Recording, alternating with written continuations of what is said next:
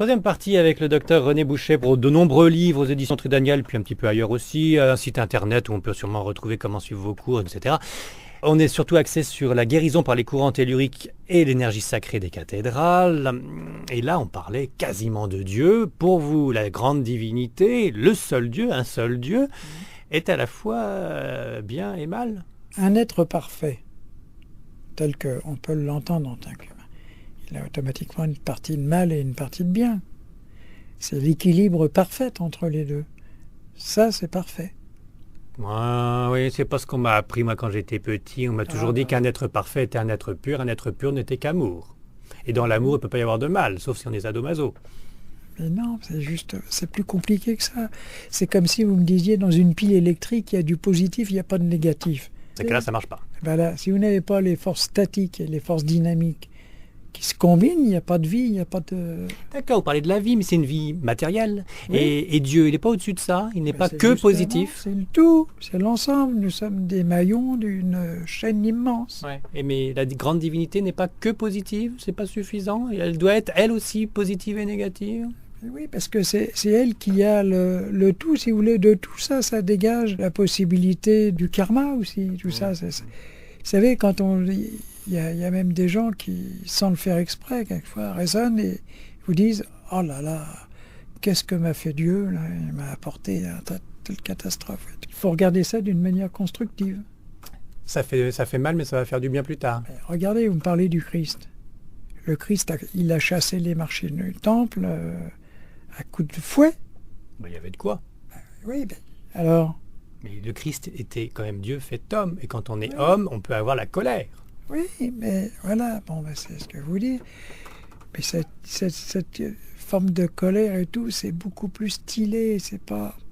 Non, c'est par exemple aussi. Que... Enfin bon, la grande divinité, au niveau druidique, c'est plus et moins, forcément, sinon ça ne fonctionnerait pas. Ben voilà, c'est comme l'électricité, c'est comme quelque chose de simple, les fameuses 3 rayons.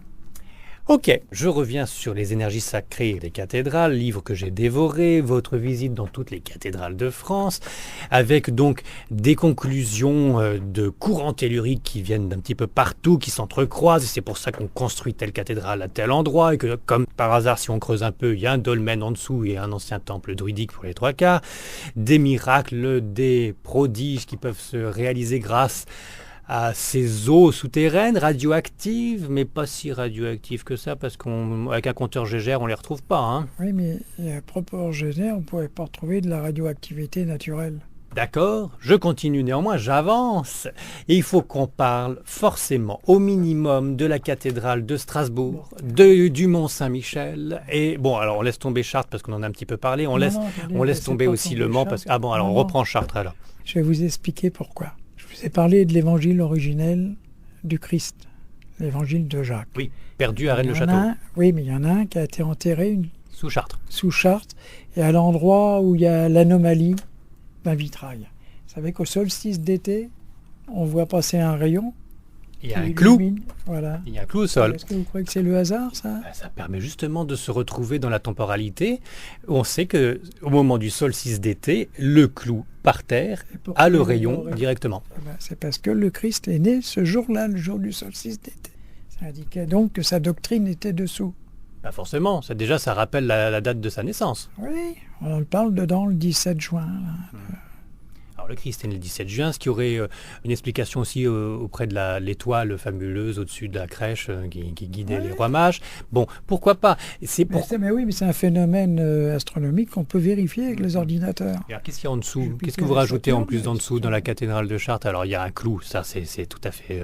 Quand on rentre dans la cathédrale de Chartres, ce n'est pas compliqué. Quand vous rentrez dans la cathédrale de Chartres, vous allez jusqu'au cœur et vous tournez à droite. Et à droite, vous regardez, vous vous levez, il y a un des vitraux dans un des coins où il y a un tout petit trou.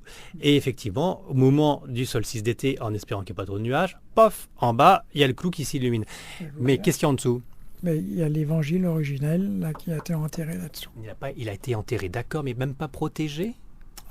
Écoutez, normalement, c'est un trésor. C'est protégé, on peut le retrouver. Oui, mais vous me demandez ça à moi. C'est pas moi qui ai été l'enterré là. Hein. C'est vous qui me le dites. Et comment vous savez que c'est enterré là? Parce que c'est les traditions qui nous l'ont dit. Et regardez, quand vous me parlez de ce rayon de soleil là, vous dites, il va sur le clou au solstice d'été? C'est pas vrai. Alors bon, Il va à côté, très souvent, parce que justement, le solstice d'été n'est pas une date fixe et ça bouge. ah oui, si en plus on a perdu d'1 degré ou deux, si la planète penche un peu plus, Non, non, mais ça prouve surtout que justement de l'immensité du cosmos. ah, qu'il dites-vous. Mais c'est de la cosmologie que vous me faites. Oh, on fait un peu de tout, là. On continue. Notre-Dame de Paris, vite fait, C'est ça. on retrouve la croix des alchimistes dans la rosace ouest de Notre-Dame de Paris. Alors naturellement, Oui, c'est parce qu'il y compliqué. en a Hein. Non, parce qu'il y en a un qui avait expliqué quelque chose de... Reportez-vous page 73. Plus ou moins, c'était Guingamp qui a fait un bouquin chez Lafon à peu près à la même époque que nous sur les cathédrales. Et alors il avait fait les croix là comme ça, mais elle était fausse. Oh, bah non, non, Non, non. vous allez comprendre. Pour qu'une croix à 4 branches soit juste, il faut que vous donniez des valeurs identiques à chacune des branches. Oui, pour chaque quart du rayon. Bon, voilà. Comprenez? Et l'autre, il ne l'avait pas fait. Oh bah non, ça c'est Alors, pas bien on ça. va expliquer, voilà, tiens, voilà. Alors bon, ça, moi ça me dépasse, hein, c'est pour ça Non, qu'on va aller non, très c'est vite. pas Non, vrai. non, on va aller très vite. Parce que C'était la base après de la numérologie initiatique. voilà, mais la numérologie, Voilà. pareil, c'est comme les statistiques, on fait dire ce qu'on veut avec les chiffres. Alors là, par contre, ça représenterait le système solaire, ça pourrait représenter tout le système astronomique, la cosmologie, ça pourrait représenter l'astrologie, parce qu'il y a une représentation astrologique sur la cathédrale de Paris, sur l'une des rosaces. Oui. Les 12 signes, c'est important. Bien sûr, c'est important parce que l'Église a toujours été contre l'astrologie, hein, et ils ont trouvé le moyen de laisser faire les artistes, de faire un peu ce qu'ils voulaient. C'est ce que les druides ont utilisé. Ils ont utilisé ces artistes pour faire passer certains aspects de leur philosophie, pour faire voir c'est pas mort. Et leur Ça connaissance. continue. Et leur Oui, connaissance. ça continue à vivre. Et l'Église n'a pas osé aller contre. Et alors, cette Notre-Dame de Paris, est-ce la première cathédrale de France? À quel point de vue?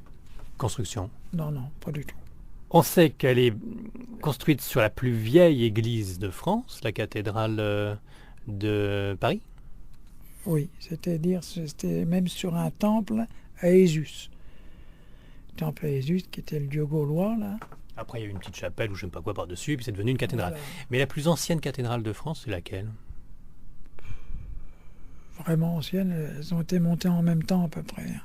Je me pose la plupart question. des Hein. grandes, ça a été fait à peu près à la même époque. Hein.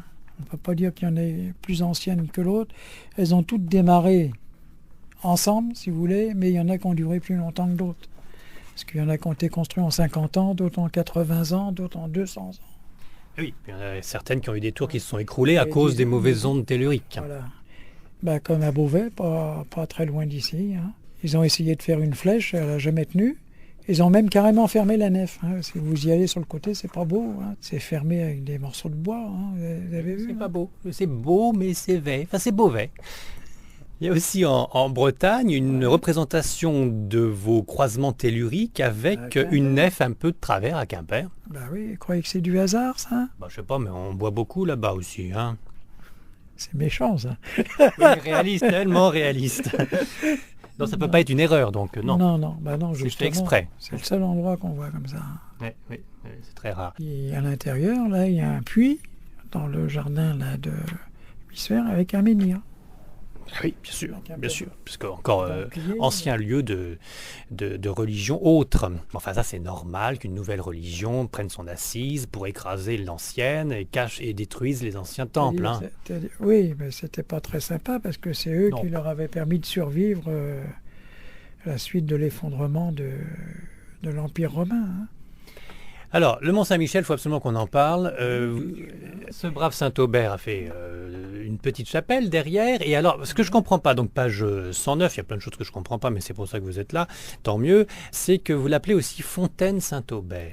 Oui, parce qu'il y a une fontaine derrière. Elle est où la fontaine? Ça fait 3 fois que je fais le tour du Mont-Saint-Michel. Il y a une petite chapelle à l'intérieur. Il y a un petit Saint-Aubert. Il y a une croix, mais je vois pas de fontaine. Hein. Ah, vous l'avez pas vu. Ou alors ça a été muré parce qu'elle existait encore quand j'ai pris la photo là. Elle est où cette fontaine? Dans la chapelle même? Non, derrière.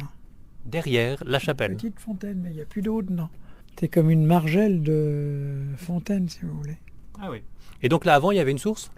Oui. Et alors, vous voyez, la tombe Bélène, là, le rocher du soleil, là, comme on l'ont appelé les anciens, a une particularité. Alors, c'est pour ça que, par exemple, nous, une fois, on a traversé, sous la conduite d'un guide, là, on a traversé les sables mouvants pour aller à Tomblaine. Alors ça se fait, c'est Et l'île là, qui est un peu plus loin, bien sûr, il faut le faire à marée basse. Là, on a fait un feu, un feu du solstice d'été.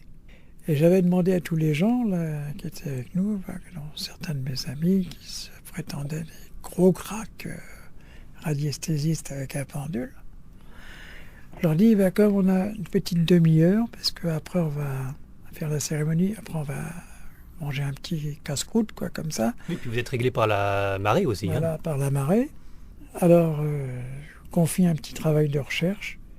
Prenez votre pendule et dites-moi combien il y a de courant tellurique sur le rocher de Tomblaine. Alors, ils ont tous pris leur pendule, machin. Moi, il y en a 3, l'autre, il y en a 2, il y en a 1. Et moi, je leur ai dit, vous êtes vraiment bien, hein, parce qu'il n'y en a aucun. C'est justement pourquoi c'est toujours inhabité. Il n'y a que des lapins qui viennent là. Et des mouettes. Oui, des mouettes, des lapins. Et même les Anglais ont essayé de construire une espèce de bâtisse. Là, tout ça, ça n'a jamais tenu. Mais bon, c'est tout petit aussi. C'est un petit îlot, c'est tout minuscule.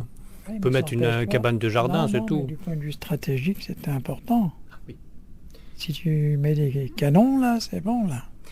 Le Mont Saint-Michel, à côté, donc, est quand même beaucoup plus visible, existait sur des terres, dans une forêt, il y a très très longtemps. Ça, c'est Papa Boucher qui le dit. Hein. C'est-à-dire qu'avant, l'eau n'arrivait pas jusque-là, c'était des terres. La forêt de Sissi. L'impératrice. Non, c'est pas la même, là, ça s'écrit S-C-I-2-S-I, grec. Donc, dans des temps très anciens, les druides étaient déjà là. Dans la forêt, il y avait déjà ce monticule, ce mont, et ils étaient déjà présents, mais il n'y avait pas l'eau. Voilà, parce qu'il faut savoir que c'est le dernier soubresaut de la disparition de l'Atlantide qui a séparé la Grande-Bretagne, l'Irlande et la France. Et tout ça, c'était la forêt de Sissi, sur la Manche. Et d'ailleurs, on s'en aperçoit encore, parce que de temps en temps, quand ils drainent, ils creusent, tout ça, ils ont retrouvé des troncs d'arbres. Alors, il n'y a pas un arbre là-dessus. Non, mais ça peut charrier des arbres quand même, avec les différents cours d'eau autour du Mont-Saint-Michel. Vous croyez que ça bouge beaucoup, là? Plus maintenant. C'est toujours ensablé, ce truc-là.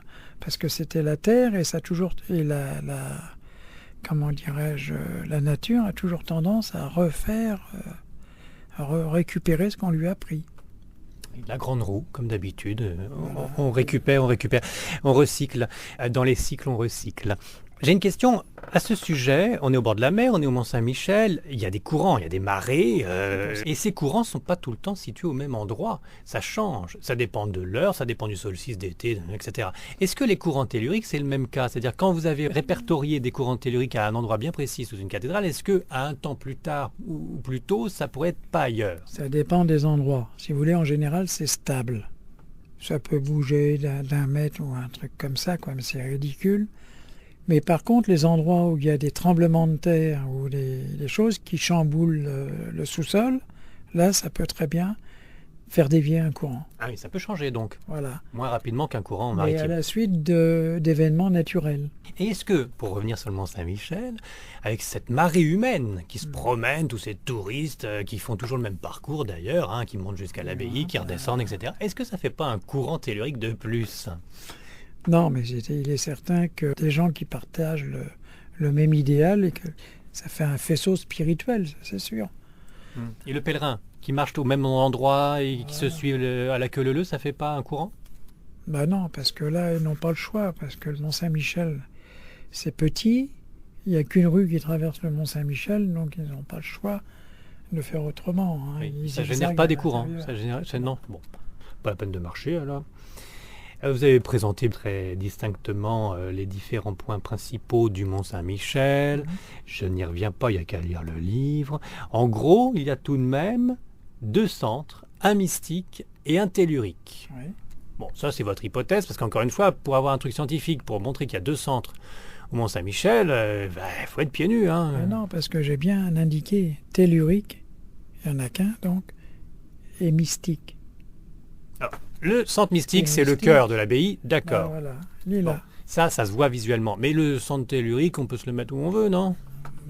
Non, parce que si vous voulez vous soigner quelque chose qui va pas, il faut aller à cet endroit-là. Et alors justement, j'ai encore relu le passage, je ne le vois pas, ce centre tellurique. Il est où? Bon, alors le centre de l'abbaye, parfait, hein, le cœur de l'abbaye, bon, d'accord. On ne parle pas du cloître, hein, mais oui, mais je ne le visualise pas. Il est où ce centre tellurique pour aller mieux quand on est au Mont-Saint-Michel? C'est pas la petite chapelle avant. Mais non, mais là, il y a... Non, ce qui est, si vous voulez, pour être sûr de capter le courant, là, c'est de vous installer là dans la chapelle Saint-Aubert, là. Ah, la chapelle Saint-Aubert qui est derrière. Hein. C'est le principal courant qui passe là. Alors, c'est la petite chapelle qui est derrière le Mont-Saint-Michel. Voilà. Hein, derrière, quand on est face au Mont-Saint-Michel, bien sûr. Il y a un courant hydraulique aussi. D'accord, là, c'est le meilleur endroit tellurique. La petite chapelle de Saint-Aubert. Voilà. Et alors que le centre tellurique, il se croise là, voilà, c'est ça, c'est au sud du cœur mystique. Au sud du cœur mystique. Voilà. Bon, mais le mieux, c'est la chapelle. Oui, pour être sûr, mais même pour quelqu'un qui ne connaît pas et qui va trouver n'importe quoi au pendule, parce que finalement, le grand danger de la radiesthésie, c'est de faire de l'autosuggestion. Hein. Je ne vous fais pas dire. Voilà, c'est ça qui est le gros problème de ça. Et donc là, vous n'avez pas de problème, vous êtes sûr d'être sur un endroit qui est balisé. Là. Voilà, c'est estampillé Dr René Bouchet. Dans le livre, une belle phrase que j'avais sortie de son contexte, que j'aurais voulu que vous me développiez, s'il vous plaît. Je la lis. On ne peut rien déceler en dehors de ce que l'on cherche vraiment.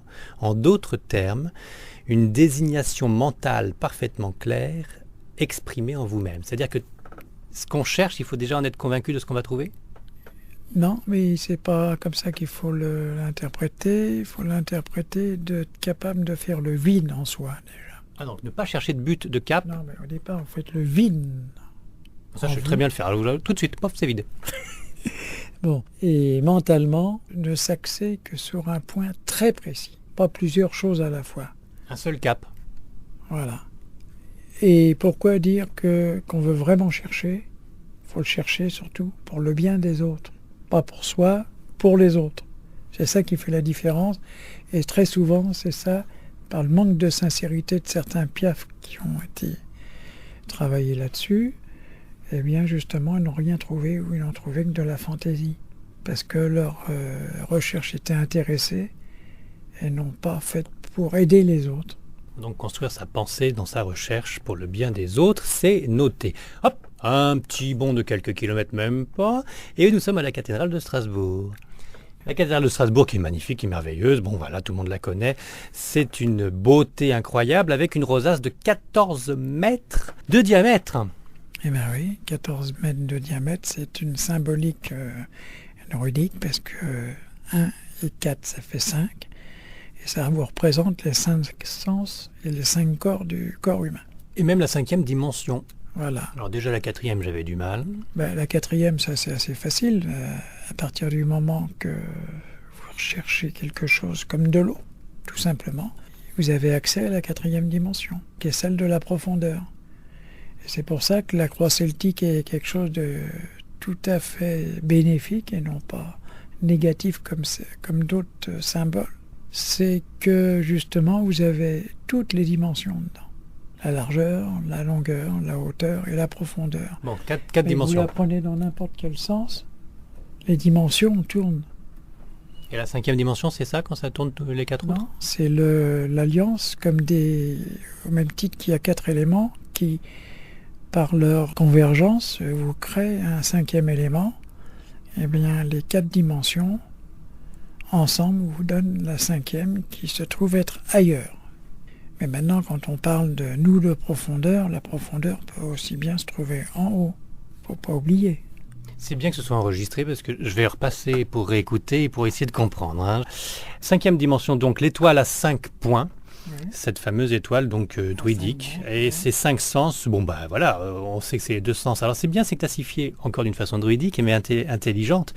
Les 2 sens matériels qui s'exerce sur des corps physiques, donc c'est le goût et le toucher. Ouais. Le sens de transition, c'est donc la vue qui enregistre l'aspect physique des corps, mais grâce aux radiations lumineuses, sinon on ne verrait rien, et qui ne voit pas tout. En dessous de zéro, l'obscurité, on ne voit rien. Au-dessus de l'infini... Pas surtout l'obstacle matériel. En plus, donc infrarouge et ultraviolet, c'est des symbolismes de la croix celtique qui veut bien dire qu'il y a autre chose que ce qu'on voit. Et puis les 2 sens immatériels, qui perçoivent des ondes à travers un obstacle physique. Et oui, l'ouïe et l'odorat, si on n'avait pas d'oreille et puis si on n'avait pas de nez, eh bien, on ne pourrait pas le percevoir. Enfin, comme le reste, la langue, c'est le goût. Oui, oui, c'est vrai. Bon, et puis la peau, c'est la sensation du toucher. La peau, c'est surtout le premier organisme de respiration du corps humain. On respire plus d'air par la peau que par les poumons. Et est-ce que les druides se lavaient? Certainement. Pourquoi? Non, parce que la peau, enfin le corps humain, ça se lave, quoi. Si on se lave pas, on respire moins bien. Excusez-moi, j'ai des questions idiotes, mais sexuellement, les druides, ils étaient si purs que ça ou ils se tapaient des petites vierges et des prépubères Non, mais c'est-à-dire que... Toujours dans son contexte où c'était autrement, hein, bien sûr. Hein, mais sexuellement, ils étaient quoi? Non, mais c'est-à-dire que il y a 3000 ans, il n'y avait pas la même morale stricte plutôt que maintenant. Quoique maintenant, ça se relâche. Hein. Quelque peu. Non, mais je veux dire par là que c'est... Non, ils avaient des règles, mais ce n'était pas forcément des ascètes comme on a voulu les faire voir. Donc ils avaient des pulsions comme tout être humain.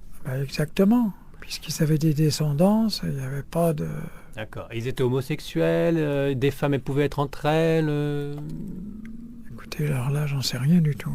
Là. Vous êtes bien la réincarnation de plusieurs fois de druides. Vous avez déjà eu... Vous étiez femme avant, non? Vous vous souvenez? Ah ouais, ça, non. Sans le savoir, on a pu très bien être femme parce que le fait, il n'y a pas de discrimination sexuelle. Oui. C'est pour ça aussi que les femmes peuvent devenir druides. Druidesses, mais par contre, dans l'église romaine, elles ne peuvent pas devenir prêtres. Non, c'est autre chose, oui, bien sûr. Le prêtre ne peut pas se marier, tout ça, c'est des interdits qui n'existaient pas chez les druides. Mais il y avait le respect de la vie, il y a toujours au niveau du catholicisme et de la chrétienté en général, c'est-à-dire, attention, les homosexuels, hop là, à l'index et avec un préservatif en plus. Alors, est-ce que les druides, c'était pareil, respect de la vie, on ne devait pas s'amuser avec ça? À partir du moment, vous savez, c'est un peu l'Église qui a créé l'homosexualité, ou tout au moins qui l'a tenté. Comment voulez-vous qu'on empêche un homme de 20 ans, là, pas pouvoir se marier, de vivre comme ça tout seul pendant toute sa vie? Il a été goûté à la chose ailleurs. Hein? Enfin bon, les Grecs, ils étaient à voile et à vapeur. Oui, mais moi... Est-ce que les druides étaient à voile et à vapeur? J'en sais rien. Voilà. Très bien, c'était une question idiote, je suis content de la réponse. Alors, c'est pas passionnant. C'était le passage, voici, point de vue, image du monde. Par contre, le druide, lui, ne fera pas de différence entre un hétérosexuel, un homosexuel, une femme ou un homme. Ils n'étaient pas rejetés. Voilà, exactement, ils ne rejettent rien. De même qu'il n'a jamais rejeté ceux atteints de maladies mentales. C'est pourquoi on trouve en Bretagne, dans la forêt de Brocéliande, un endroit qui s'appelle le Val de la folle pensée. Parce que les courants telluriques du coin, justement, agissent. Et on a fait l'expérience, là. Moi, personnellement, je l'ai fait avec 2 personnes qui étaient schizophrènes. Et quand ils étaient là, ce jour-là, ils n'ont pas pris leurs médicaments, ils n'ont pas eu de... problème. Voilà. Le Val de la folle pensée se situe dans le Morbihan, le Côte d'Armor. C'était de Rennes, la forêt de Brocéliande. Ah oui. Merlin l'Enchanteur, bien sûr. Liliane, Mais où ça, dans la forêt Brocéliande même? Dites-moi tout, qu'on sache, parce que alors, dans l'état où je suis, il faut que j'y aille tout de suite. Alors vous avez Rennes, on va sur l'ouest de Rennes, du côté... sur la route de l'Orient. Sur la route de l'Orient. Au lieu qui s'appelle les Forges. Les Forges. Et aux Forges, dans le lieu dit les Forges, il y a un petit lac même. Il y a un petit lac. Ouais. Et c'est le petit lac qu'il faut se tourner autour Non, c'est plus loin. Il y a le Val de la folle pensée. Un peu plus loin. Et sur le Val, bon, on se promène. Voilà. Il n'y a pas de dolmen, il n'y a rien, il n'y a pas un fanion. Non. Si, il y a le dolmen plus loin qui est le tombeau de Merlin, qu'on dit c'est le tombeau de Merlin. Mais ça, je vous dirais franchement, je n'ai pas vérifié. C'est un très beau dolmen. Qui se fait appeler le tombeau de Merlin. Alors, je reviens sur la cathédrale de Strasbourg, qu'il ne faut pas qu'on oublie. Alors, naturellement, ce que je ne savais pas, c'est que la façade de la cathédrale n'était pas comme aujourd'hui. Non. Vous savez, ça a beaucoup évolué, hein, toutes les cathédrales. Et qu'avant, donc, avec votre système numérique, si je puis dire, en 1399, on calculait donc la hauteur, la largeur, et ça nous faisait arriver au chiffre 8. Et donc, pour les druides, le 8... c'est les réincarnations, c'est les fameux 8 cercles, la couronne de 8 cercles qu'il y a dans la croix celtique. Voilà. Et ça représente aussi 2 serpents qui s'entrelacent. Voilà. Sans aller jusqu'au caducée, docteur. Ben si, c'est d'origine de ces époques-là. Hein. Le caducée n'est pas d'aujourd'hui. Encore une fois, j'insiste sur le système de vision réincarnationniste des druides. Je le trouve sympathique et finalement bien logique. On part de la terre, de la pierre, on devient des animaux plus ou moins corrects, évolués, et puis végétal donc aussi, et puis après on est être humain, et c'est le stade ultime avant de quitter cette dimension-là, si je puis dire. Et on espère, je suppose, à l'époque aussi c'était comme ça, de ne pas tout de suite se réincarner. Le but, c'était quand même de retrouver Dieu. Oui, bien sûr. C'est toujours le même but dans toutes les religions, c'est de retrouver Dieu. Oui, bien sûr. Tout à fait. Mais c'est une vision purement occidentale, quoi. Oui. Et justement, qu'est-ce que vous avez été vous promener dans toutes les cathédrales de France sans faire l'Europe? Je ne comprends pas. Sans faire l'Europe, là? Ah si, j'ai fait l'Europe aussi. Mais là, on voit que les cathédrales françaises, alors c'est du franco-français. Trouvez-moi un éditeur que ça intéresse et puis je l'enverrai. Parce que quand vous avez, si je comprends bien, vous avez visité les autres cathédrales aux alentours, ça change peut-être les courants telluriques et les méridiens qui se retrouvent entre Amsterdam, etc., si vous voyez d'autres points. Ça n'a pas changé vos calculs? Non. Élargi peut-être. Mais disons, j'ai déjà étudié la cathédrale de Cologne, qui a été complètement démolie, et chose extraordinaire, l'endroit où se croisaient les courants, au bout du cœur, eh ben, c'est le seul truc qui est resté. Il y a 2 tours. Ah oui. Sinon, elle a complètement été démolie, en 1944 ou un truc comme ça. Vous voyez ? Oui, je vois bien. Encore une fois, il faudrait que ce soit scientifiquement prouvable, ces ondes telluriques. Ça viendra un jour ou l'autre, mais même les géobiologistes là, qui rigolent, ils passent nos schémas, ils passent nos cartes de courant tellurique. Alors, il faut croire que ce qu'on leur a enseigné, là, Tachmann, là, ça explique pas grand-chose. Alors, quand ils disent que un croisement là, de 2 courants Hartmann, là, c'est dangereux. Vous imaginez, c'est tous les 20 mètres. Le danger est tous les 20 mètres dans la rue, monsieur. Oui, bien sûr, dans ce sens-là, mais je veux dire que ça n'explique pas qu'à certains endroits, il y a quelque chose qui ne marche pas. Parce que, si vous voulez, ça se répercute même jusque dans les activités humaines. Vous aviez, tiens, je connaissais bien Paris, je suppose, le carrefour Châteaudun, là, vous voyez, là, quand vous venez de la gare du Nord, sur la gare, ça fait une branche, là. C'est dans un angle qu'on appelle un angle mort. En principe, rien ne fonctionne, là. Il y a eu des tas de commerces, hein, mais des dizaines. Ça s'est toujours cassé la gueule. Il suffit peut-être simplement qu'il n'y ait pas de parking à côté. Non, mais c'est pas ça. C'est que maintenant ça marche. Pourquoi? Parce que c'est une compagnie d'assurance. Et alors? Les compagnies d'assurance ne font pas faillite. Oui, uniquement, d'accord. Ils ne cherchent pas, ils n'ont pas leurs clients dans le coin. Ah oui. C'est ça que je veux dire. Mais là, toujours, mais je vous assure, ça ne durait pas longtemps. Tous les ans, il y a peut-être eu 40... ça passait tout le temps. Et si on changeait le sens des rues, ça ferait... Il n'y a pas démolir tout. Non, mais juste le sens. Ah non, le sens des rues, ça ne jouerait pas, ça. D'accord. Alors, il faut qu'on se quitte. On a fait quoi? On a fait Strasbourg, on a fait Chartres, on a fait Le Mans avec ce fabuleux dolmen qui est sur l'un des coins de la cathédrale. On a parlé du Mont-Saint-Michel, on a parlé aussi de l'abbaye de Vézelay. On ne peut pas parler de tout. Et ça tombe bien parce qu'il y a qu'à lire le livre, Dr René Boucher, en collaboration avec votre femme, Claudine. Et on va terminer quand même donc avec la découverte de mon côté des druides et de leurs pensées. Alors bon, c'est un peu bisounours tout ce que vous m'avez dit, c'est-à-dire qu'ils sont charmants et on n'a qu'une envie, c'est de prolonger l'intellect et la spiritualité des druides, mais je me doute que quand même, ils ne doivent pas être blanc non plus. Comme toute religion, il y a dû y avoir des choses pas nettes.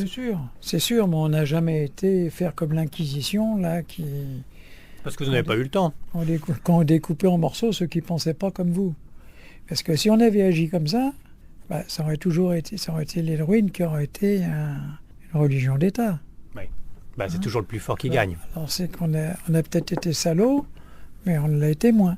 Beaucoup moins que l'Église romaine. Et toc, alors le bon catho que je suis en profite pour dire quand même, ça frise l'hérésie naturellement si on associe la cosmogonie des druides et ce que nous inculque la chrétienté à des moments où ça passe pas, c'est sûr. Néanmoins, l'avantage, c'est qu'il n'y a qu'un seul Dieu, il y a un concept de la Sainte Trinité que, foi, pourquoi pas, et l'invocation Vous l'avez écrit, page 306, l'invocation aux forces naturelles à la terre-mère pourrait s'apparenter à la Sainte Vierge Marie, Côté féminin. voilà, Oui, la mère du tout à Christ fait. solaire. Et pareil, le Christ et le soleil. C'est pour ça qu'on retrouve les 3 rayons druidiques sur Notre-Dame de la Belle-Verrière. Entre autres. Voilà, Et qu'il y a une colombe au-dessus. oui, tout à fait. La colombe, vous ne me l'avez pas expliqué ça par contre. Parce que c'est le messager des hommes vers le monde divin, quoi, si vous voulez.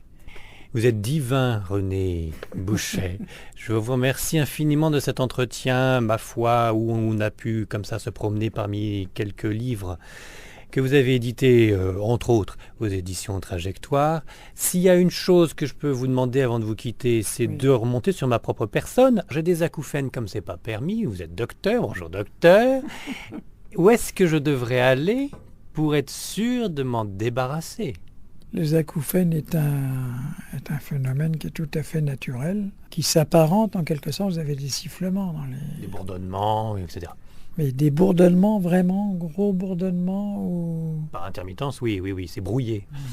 quelquefois ça peut être lié à un problème cardiaque. Voilà qui est rassurant. Et sinon? Il y a ça, il y a ce côté, il y a le côté psychique quelquefois qui peut jouer, mentalement parlant. Parce que les schizophrènes ont des visions, un dédoublement de personnalité. C'est pas le cas des schizophrènes, mais ça, c'est un cas qui s'apparente en quelque sorte à ça. Et souvent, les gens qui ont des acouphènes sont des gens qui ont l'esprit ouvert un peu sur des choses sur des questions peut-être que les autres ne se posent pas, quoi. Vous allez dans des dimensions peut-être qui... Peut-être un peu illuminé. Mais Non, j'entends pas des voix je veux pour pas. autant. Hein. Non, mais je veux pas dire. Non, je veux pas dire illuminé. Mais je veux dire, c'est le système nerveux, quoi. Plus de sensibilité. Voilà, c'est la sensibilité qui engendre ce genre de choses-là. Et alors donc, la guérison par les courants telluriques ou par les plantes, hein, parce que vous en avez écrit un aussi. Alors, les acouphènes, on fait quelque chose? L'acouphène avec les plantes, ça, non. Zéro. Et alors, le courant J'ai jamais tellurique? parlé de ça. Je mets les 2 doigts dans la prise. Est-ce qu'avec le courant, ça va mieux? Essayez. Merci, docteur. Non, alors il faudrait prendre vos radiations avec un pendule et puis voir un endroit sur le sol qui est supérieur à votre longueur d'onde. Donc c'est pour vous un problème de longueur d'onde personnelle et il faudrait que je me rééquilibre sur un lieu qui aurait plus de longueur d'onde que ce que j'ai, c'est ça? Donc c'est une baisse de quelque chose? Un manque de longueur d'onde? Non, c'est pas un manque de longueur d'onde, c'est votre longueur d'onde qui évolue. Comme les êtres humains, hein, on n'a pas la même longueur d'onde maintenant que tout à l'heure. Donc, elle a, je ne vais pas dire dévié, non, c'est pas le terme. Elle a évolué, peut-être pas dans les normes qui font que ce sont des ondes rectilignes, par exemple. Hein, c'est pour ça que j'avais parlé un peu de déviation, mais c'est pas vraiment ça qu'il faut comprendre. Il faut aller à un endroit où les forces naturelles sont supérieures à votre longueur d'onde, parce qu'elles vont vous apporter quelque chose. C'est automatique, ça. Et c'est immédiat ou il faut y rester pendant 4 ans? Non. Moi, comme je dis, les gens se promènent. Si c'est un dolmen, ça peut arriver qu'il y en ait un.